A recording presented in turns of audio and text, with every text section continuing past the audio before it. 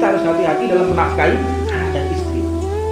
Jadi kalau kita memperhatikan nafkah, tolakul halal faridhatun ba'da faridhah, setiap daging yang tumbuh dari barang yang haram, maka neraka adalah tempat yang paling layak. Itu uang rakyat, Anda makan, Anda korupsi, terus Anda taubat di tanah suci, enggak mungkin bisa diampuni oleh Allah Subhanahu wa taala. Tidak bisa. Bismillahirrahmanirrahim. Alhamdulillahirabbil alamin.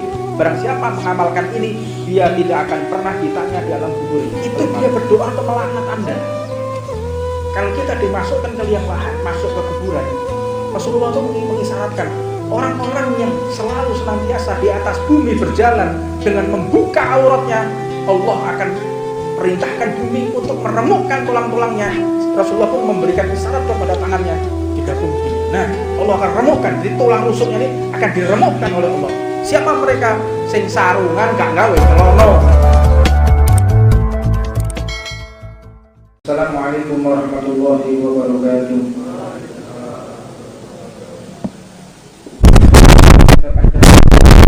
Kita kepada Allah Subhanahu wa taala atas digiringnya kita di tempat yang paling dimuliakan oleh Allah. Ini tanda besar bahwa Allah masih ridho kepada kita, Allah masih cinta kepada kita, Allah masih sayang kepada kita, dan Allah masih menginginkan kebaikan di dalam diri kita, sehingga pada malam hari ini Allah masih mengiring kita melangkahkan kaki ini, memberikan kesempatan masuk ke dalam masjid untuk bersama-sama menimba ilmunya Nabi besar Muhammad Sallallahu Alaihi Wasallam. Mudah-mudahan sampai akhir hayat, sampai ajal menjemput, Allah tetapkan iman ini, Allah tetap giring kita, Allah berikan hidayah kepada kita semua, petunjuk kepada kita semua untuk senantiasa melaksanakan perintahnya, meninggalkan larangannya, dan senantiasa Allah mengiring kita di tempat-tempat yang Allah cintai. Beliau baginda Nabi besar Muhammad Sallallahu Alaihi Wasallam memberikan petunjuk kepada kita dengan hadisnya yang mana beliau bersabda, la yadkhulul jannah lahmun nabata min suhtin. Tidak akan pernah masuk ke dalam surga setiap daging yang tumbuh dari barang yang diharamkan oleh Allah. Penting kita ketahui bersama, di minggu yang lalu kita membahas hadis Rasulullah, tolakul halal faridhatun ba'da faridhah. Mencari sesuatu yang halal, mencari pekerjaan yang halal, ini kewajiban di atas kewajiban. Maknanya adalah semua yang diwajibkan setelah sholat yaitu kerja. Kerja yang bagaimana? Kerja yang halal. Setelah kita sholat, tidak perlu tahajud, tidak perlu kita puasa, tidak perlu kita tirakat, zikir, tidak perlu. Kalau pekerjaan kita masih belum terurus. Karena yang paling mulia setelah kita sholat, ya kerja. Percuma banyak seseorang ini tiap bulan umroh, tiap tahun haji, tapi hasil dari korupsi. Umrohnya istiqomah, gunung kawine ya luwih istiqomah maneh. Golek pesugihan. Hajinya istiqomah, korupsinya juga miliaran. Ini percuma yang semacam itu. Jadi lebih baik kita ini nggak usah haji, nggak usah umroh, tak perlu haji, nggak perlu umroh. Kalau kita harus berpenghasilan haram untuk menempuh haji, percuma haji ya, untuk apa? Percuma. La yadkhulul jannah lahmun nabata min suhtin. Tidak akan pernah masuk surga seseorang yang di dalam tubuhnya tumbuh dari daging yang haram. Untuk ini para ulama bersepakat, tidak perlu kita khawatir masuk ke dalam neraka, karena tidak ada yang bisa dibakar di neraka. Karena apa? Penghasilan kita halal. Mata ini mulai kecil sampai besar. Kalau kita punya anak, mulai kecil sampai besar. Bagaimana perkembangan mata tersebut, perkembangan otak tersebut, perkembangan jari-jarinya, tangannya, lisannya. Kalau diberi makanan yang haram, maka anak tersebut tumbuh dari sesuatu yang diharamkan oleh Allah Subhanahu wa taala. Faliyadzubillah min dzalik. Kita harus hati-hati dalam menafkahi anak dan istri. Jadi kalau kita memperhatikan nafkah, tolakul halal faridhatun ba'da faridhah, kerja yang halal ini wajib setelah sholat 5 waktu. sholat 5 waktu, kemudian mencari pekerjaan, sholatnya 5 waktu, puasa Senin Kemis, tahajud, tapi kerjaannya haram, percuma, tetap Anda akan masuk ke dalam nerakanya Allah Subhanahu wa Ta'ala. Tidak perlu tahajud, tidak perlu umroh haji, tapi bekerja dengan cara yang halal, Anda bisa dipastikan masuk ke dalam surganya Allah Subhanahu wa Ta'ala. Mudah-mudahan kesalahan kita, kekeliruan kita, mungkin ada kekhilafan kita, mudah-mudahan diampuni semua oleh Allah Subhanahu wa Ta'ala. Ketika berdagang mungkin salah berucap, ketika bersosial di masyarakat mungkin salah di dalam menerapkan hukum, mudah-mudahan kita semua diampuni oleh Allah dan masuk ke dalam surga tanpa dihisab oleh Allah Subhanahu wa Ta'ala. Amin ya rabbal alamin. Maka tidak perlu kita pikirkan, jika sudah Allah berikan nafkah halal, maka sudah alhamdulillah, kita bersyukur kepada Allah Subhanahu wa Ta'ala. Dan mata yang terbentuk dari sesuatu yang haram itu biasanya sulit untuk dibawa ke tempat yang baik. Kalau kita memiliki keluarga yang bandel, anak yang sulit dikendalikan, anak yang memang nakal sampai ke tempat-tempat maksiat, koreksi, mungkin nafkah yang kita berikan tidak dengan cara yang halal. Waliyadzubillah min dzalik. Dan kita memohon kepada Allah, tidak ada satupun di antara kita ini yang tidak khilaf, terutama adalah saya pribadi di sini. Tentu terlalu yang paling banyak kesalahan di hadapan Allah dibandingkan antum semuanya. Jadi kita tetap berupaya semaksimal mungkin memberikan nafkah yang halal kepada anak-anak kita. Terutama hati-hati Pak, urusan masalah waris. Hati-hati, saya sampaikan hati-hati.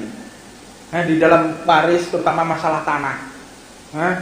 Tanah itu berapa lapis?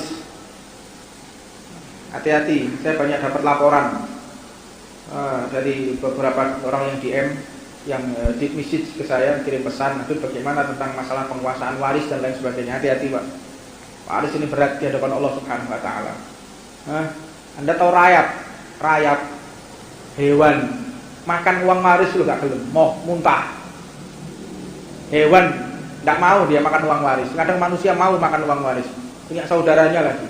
Waliyadzubillah min dzalik. Saya benar-benar himbau, hati-hati Anda kepada sesuatu yang telah diwariskan, yang harus diberikan. Jadi waris itu hati-hati, meskipun ahli waris itu punya satu paku, meninggalkan satu paku, ya paku terus dibagi menjadi 3. Paku yang sudah berkarat ini dibagi 3, walaupun satu paku. Nah, bagaimana berbentuk rumah, berbentuk yang lain sebagainya dikuasai. Waliyadzubillah min dzalik. Mudah-mudahan Allah berikan kita rezeki dari tempat-tempat yang Allah halalkan, yang Allah berkahi, bukan dari sesuatu yang diharamkan oleh Allah Subhanahu wa Ta'ala. Amin ya rabbal alamin. Beliau, baginda Nabi Muhammad SAW pun mengatakan, kullu lahmin nabata min suhdin fannaru aula bihi. Setiap daging yang tumbuh dari barang yang haram, maka neraka adalah tempat yang paling layak baginya. Faliyadzubillah min dzalik. Jadi orang kalau sudah masuk ke dalam neraka, itu yang dibakar oleh neraka, yang diserang oleh neraka, api neraka itu menyerang daging yang tumbuh dari yang haram. Kalau Anda misalnya sudah terlanjur bagaimana? Taubat, minta maaf. Tapi taubat itu yang sifatnya kepada Allah. Kita melakukan dosa, misal auzubillah min dzalik, minum khamr sampai zina, sampai dia bermaksiat, dia kepada Allah bukan kepada manusia. Hablum minallah, antara dia kepada Allah Subhanahu wa Ta'ala, bisa dengan taubat. Tapi hablum minannas, apabila antar manusia, nggak bisa dengan taubat. Jadi dia habis korupsi, berangkat umroh, berangkat haji, taubat, ya Allah ampunilah dosa kami, tidak bisa. Karena Anda berdosa dengan manusia, itu hak manusia, hak rakyat yang Anda makan. Itu uang rakyat, Anda makan, Anda korupsi. Terus Anda taubat di tanah suci, enggak mungkin bisa diampuni oleh Allah Subhanahu wa Ta'ala. Tidak bisa. Enak aja habis korupsi 10 miliar, umrohnya VVIP, bayarnya 100 juta. Mangan enak, dikawal, diampuni dosa, keplai gue. Tidak bisa, enak aja. Nah, kalau hablum minan nas ya Anda harus selesaikan. Jadi lebih-lebih lagi hati-hati di dalam ahkamu basmalah, hukumnya bismillah itu ada beberapa hal. Yang pertama adalah wajib baca bismillah. Kapan? Kama fi shalah inda al-Imam Syafi'i wa arba'in madzhab, dan 4 mazhab tidak ada ikhtilaf bainal ulama. Bismillahirrahmanirrahim ini hukumnya wajib. Tapi ada perbedaan dengan Imam Malik, jahar dan sir. Kalau Imam Syafi'i dengan ucapan jahar, Imam Malik dengan sir. Alhamdulillahirabbil alamin. Tapi tetap membaca bismillah. Kalau Imam Syafi'i kita tetap dengan bacaan yang keras. Makanya ada satu fawaid dalam kitabnya Turatun Nasihin, juga ada dikutip dalam kitabnya Nasha'ih Diniyah. Barang siapa membaca bismillahirrahmanirrahim digabung dengan alhamdulillah, jadi bismillahirrahmanirrahim milhamdulillahirabbil alamin, bismillahirrahmanirrahim milhamdulillahirabbil alamin. Barang siapa mengamalkan ini, dia tidak akan pernah ditanya di alam kuburnya oleh malaikat. Enggak ada pertanyaan kubur. Mudah-mudahan bisa antum amalkan dalam sholat, dalam doa, dalam segala aktivitas apapun. Jadi bismillahirrahmanirrahim alhamdulillahirabbil alamin jadikan satu. Maka dia akan terbebas daripada pertanyaan alam kubur, dan dia tidak akan bisa tersengat dengan teriknya matahari ketika di mahsyar nanti, dan dia akan mendapatkan golongan khusus ketika masuk ke dalam surganya Allah Subhanahu wa taala. Mudah-mudahan ijazah ini bisa antum terima semuanya, antum amalkan dan bisa antum laksanakan secara istiqomah. Ya. Yang pertama tadi wajib bismillah, kama fi shalah, wajib.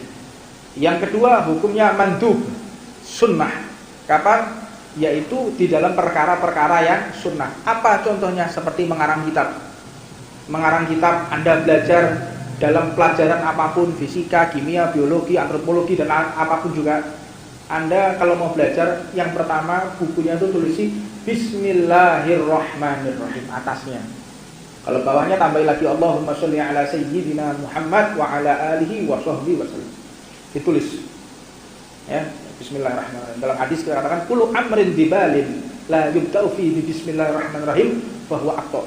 Wa fi riwayah ajdam, wa fi riwayah afdal. Jadi barang siapa memulai di dalam satu pekerjaan yang baik, ada kesunahan seperti mengarang kitab, tidak diawali dengan bismillahirrahmanirrahim, yaitu dikatakan naqisul barokah, atau hilangnya keberkahan, atau hilangnya daripada kelancaran dalam berpikir. Kullu amrin dibalin la yubda'u fi bismillahirrahmanirrahim bahwa abdar bahwa ajdan, riwayah ajdan. Jadi seperti hewan kalau buntung, hewan yang belang, jadi enggak normal atau cacat gitu.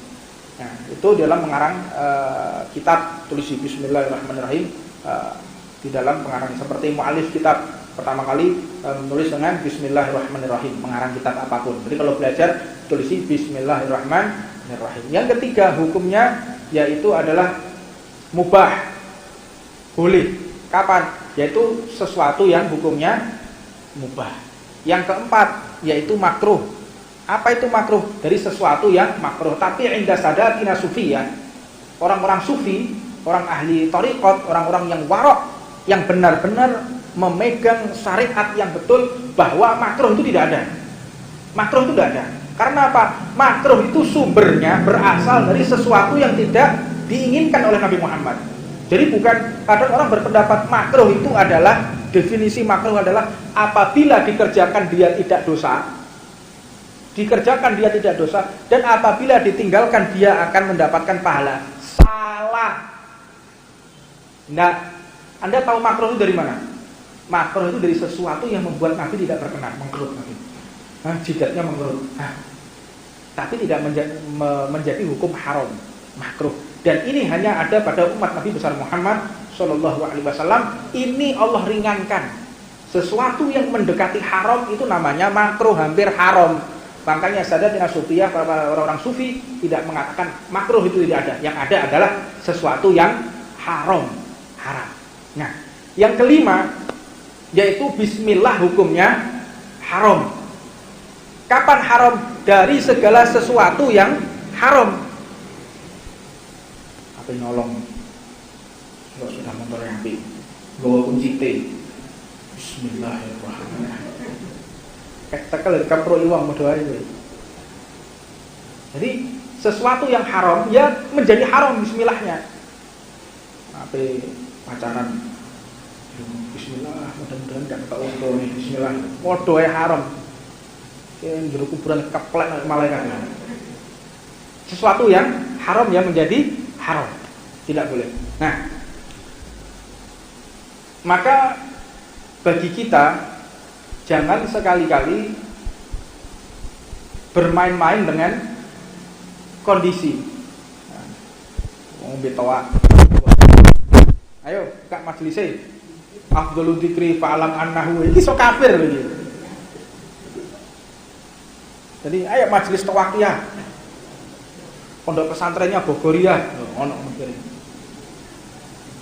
Ono beberapa orang-orang yang ketemu sama saya. Beb, pokoknya aku jamaah wis gak tau ninggal saiki. Wah, alhamdulillah. Tondi, kono Beb sebelah wit Bogor.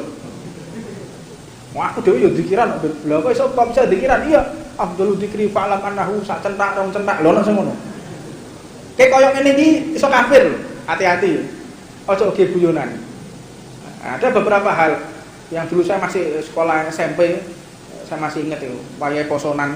Sampeyan gak poso, Mas? Hah, poso buci wong Arab. Lho. Hati-hati lho, saya maksud wong Arab itu sapa? Rasulullah. Nabi Muhammad.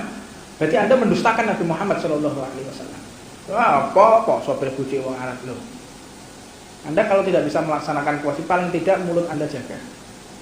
Ada juga yang kadang-kadang miso. Oh, pancen udan miso. Udan kok miso ya? Anda tahu siapa yang menurunkan hujan? Allah Subhanahu wa taala. Hujan turun, rahmatnya Allah turun dipisoi. Laget ubah-ubah. Miso. Sepeda motor mulai ingin sambil tak jarno kumel tak ubah ke udan miso. Anda tidak sadar, Anda mencaci maki hujan.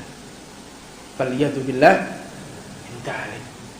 Secara tidak langsung seperti riddah orang yang keluar daripada ajaran Allah Subhanahu wa taala. Makanya hati-hati, kita harus waspada, menjaga komunitas, menjaga pergaulan, karena pergaulan ini yang menentukan nasib kita di surga atau neraka. Surga atau neraka tergantung teman, bukan tergantung diri kita. Mayoritas orang masuk surga atau masuk neraka itu tergantung teman duduknya siapa. Dikatakan oleh Rasulullah SAW, Al-mar'u ma'aman ahab. Seseorang itu bersama yang dia cintai. Al-mar'u ala dini khalili falyandur ala ahadukum man yukhalil. Jadi seseorang itu tergantung dengan kumpulannya. Lek kumpulane wong genah, insyaallah dia bersama orang-orang yang baik.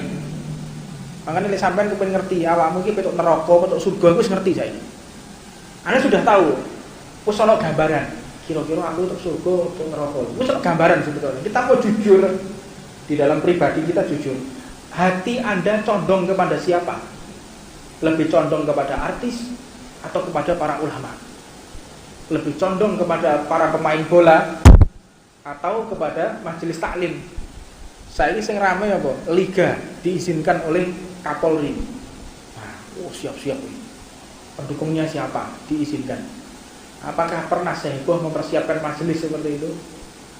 Anda mau di neraka atau di surga sudah tampak. Di mana persiapan kecondongan hati kita?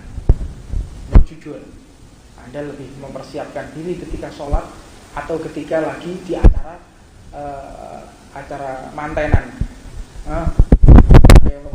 acara-acara rabi, siap tuh jas, gitu ya, parfum siap, merdu majelis rembes, kabeh kados. Mau majelis taklim itu yang pertama harus ambil wudu, bersihkan, mandi. Karena apa? Allah akan berikan nur cahaya kepada kita. Allah akan turunkan cahaya. Jadi jasadnya juga harus siap. Baju yang terbaik yang dia pakai parfum. Apapun yang kita miliki yang baik, pakai surban. Pakai surban. Ojo sekadang cekak untuk sholawatan itu gendera menang. Ini kan ono biasane. Wis ngono kacamataan, bengi-bengi nggih kacamata maneh. La haula wala quwata illa billah. Iki mendelok konser sama majelis taklim model-model ngene. Nah, Anda persiapkan diri sebaik mungkin. Karena apa? Akan menyambut nurnya Rasulullah, nurnya Allah Subhanahu wa taala yang akan dimasukkan di dalam tubuh kita, di dalam hati kita. Siapkan betul, harus wudu. Dan saya ingatkan lagi, kalau Anda pakai sarung atau yang perempuan juga pakai jubah, ojo sampai polosan gawe celono, pakai celana dalamnya. Ojo mak sempakan tok be sarungan. Kadang sempakan lho gak. Bacut iki, sumpah kebacut. Aku iki sosok kabeh sarungan tok. Piye gondol-gandol sing model-model ini. Jadi saya berikan lelucon ini agar Anda berpikir ya, agar Anda ingat dan berpikir. Karena bumi itu dia berdoa atau melaknat Anda. Kalau kita dimasukkan ke liang lahat, masuk ke kuburan, Rasulullah itu mengisyaratkan orang-orang yang selalu senantiasa di atas bumi berjalan dengan membuka auratnya, Allah akan perintahkan bumi untuk meremukkan tulang-tulangnya. Rasulullah pun memberikan isyarat kepada tangannya, digabung begini. Nah, Allah akan remukkan, jadi tulang rusuknya ini akan diremukkan oleh Allah. Siapa mereka? Sing sarungan gak gawe celono, pakai celana, paling tidak di bawahnya lutut, karena itu aurat. Bumi itu menjerit ketika melihat umat manusia yang dia delok bumi ki delok teko ngisor, kok delok kowe. Melihat itu ya Allah auratnya menjerit bumi. Dan banyak riwayat bumi pun mendoakan mereka yang menutup auratnya dengan menggunakan celana. Terutama lek turu. Sampai lek turu yang ngono. Ojo sarungan tok blejet gak gawe apa-apa. Kalau ada tersingkapnya, aurat Anda masih tertutup. Kalau sampai Anda mati, bahaya. Anda mati dalam keadaan satrul aurat. Terbuka auratnya. Bagaimana? Terbuka auratnya dalam keadaan nyawa diambil oleh malaikat. Berat, Pak. Anda mati dalam keadaan tidak terhormat. Waliyadzubillah min dzalik. Tapi kalau kita menjaga aurat kita, yang perempuan menggunakan jilbabnya, yang laki-laki dengan menutup auratnya, jangan sampai lutut ini kelihatan, di bawah celana dan di bawah lutut menggunakan celana, maka kita akan mati dalam keadaan terhormat. Mudah-mudahan yang sedikit ini ada manfaatnya buat kita semuanya. Dan saya umumkan insya Allah tanggal 19 kita akan adakan majelis taklim, dan hari Rabu insya Allah besok kita umumkan nanti. Mudah-mudahan tidak ada halangan hari Rabu di Jalan Pahlawan. Kalau enggak ya hari Sabtunya, antara Rabu atau Sabtu kita kembali di majelis taklim Ar-Ridwan insyaallah. Rabbana atina fid dunya hasanah wa fil akhirati hasanah wa qina adzabannar wa 'allamna rahimana subhanallahi wa ta'ala wa ila hadratin nabi Muhammadin sallallahu